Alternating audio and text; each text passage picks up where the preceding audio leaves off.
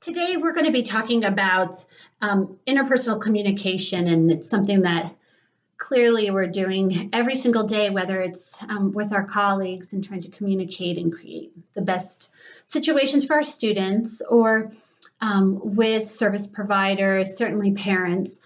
The fact is we need to use a lot of tools to make things work smoothly for us and for the people that we're working with. So why is it that in this day and age, it's so difficult to communicate effectively? And I love this little cartoon that says, Robin, this is not what I meant, the Batmobile.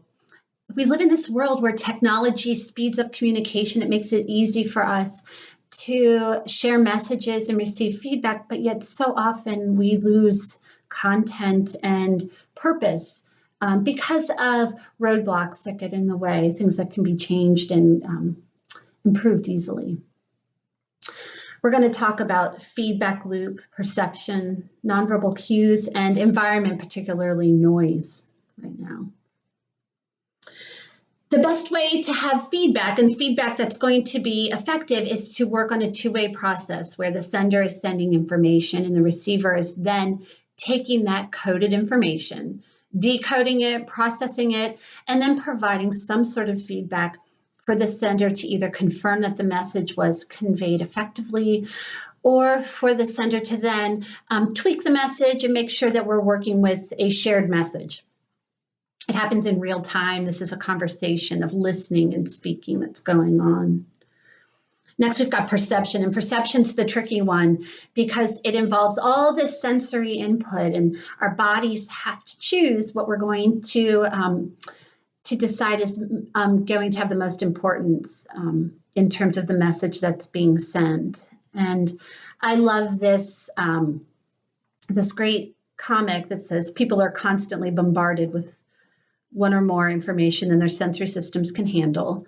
And we're talking about sights and sounds and feelings. And the comic says, we don't see things as they are, we see them as we are. So being aware of perception and making sure that our perception of the receiver is not being influencing the message that's being sent. Perception process is one of selection, conscious or unconsciously, pulling the parts that we want and can process and giving them importance. Organizing the information, sometimes we call that stereotyping, even though that tends to have a negative connotation. Interpreting and assigning meaning to the message that's been sent. And following that is the negotiation portion, where you have to come up with create a shared meaning of the information that's being pushed back and forth between sender and receiver and communicants. This is a great little video when you have time to check out about nonverbal communication, and it's expertly delivered by Sheldon and Penny. And so as we move on to this topic, we look at facial expressions, and facial expressions are the #1 way that we take in accuracy of nonverbal communication. So you're telling it all with your face. You're giving so much information. It's so very important. And it's the best way to couple a verbal message is with nonverbal facial expressions. And that goes along to them or plays off is vocal cueing or paralanguage. And that's your vocalizations, how loudly you speak, the rate of speech, how long you take with pauses. All of these are nonverbal cues that feed into communication. And finally, spatial relations. It's a nonverbal cue. You want people who are closer in your life to be closer to your body.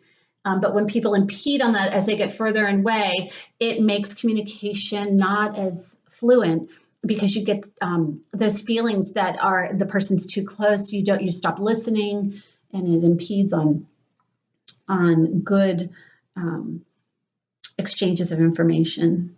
And noise. Loud sounds, competing sounds, rates of speech, rehearsing a response instead of listening. You've got to work toward having solutions to that and eliminating distractions, deciding what you should be listening to in the content, and establish some listening goals. And as the wise Yoda said, we have to communicate because read minds people cannot. Thank you.